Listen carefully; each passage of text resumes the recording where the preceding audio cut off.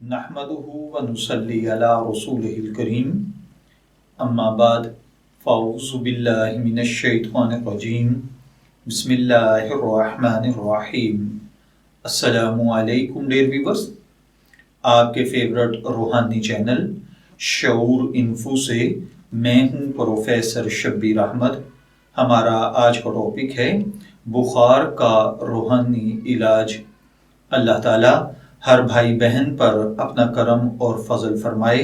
अगर आप या आपके घर का कोई फर्द, बच्चा, बड़ा, बूढ़ा बुखार में मुब्तला है, बुखार टूटने का नाम नहीं ले रहा, बुखार की वजह से मरीज की हालत बहुत ख़राब है, आप मेडिसिन भी यूज़ कर रहे हैं और साथ में आप इसका रूहानी इलाज भी करना चाहते हैं, तो परेशान होने की ज़रूरत नहीं।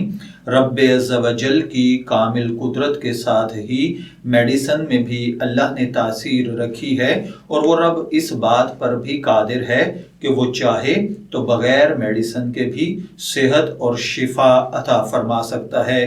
तो आप इसी नीयत के साथ कोई प्लेट ले लें और उस पर अल्लाह ताला का ये इस्म मुबारक या रहमानु या रहमानु या रहमानु 298 यानी 298 टाइम लिखें और लिखकर उसको पानी के साथ धोकर मरीज को पिला दें। इंशाअल्लाहुल अज़ीज़ मरीज का पानी पीते ही अल्लाह ताला बुखार को ख़त्म फरमा देगा, बुखार का जोर टूट जाएगा इंशाअल्लाहुल अज़ीज़। अगर आप ये अमल 2-3 दिन मुसलसल करते हैं तो दोबारा बुखार नहीं होगा।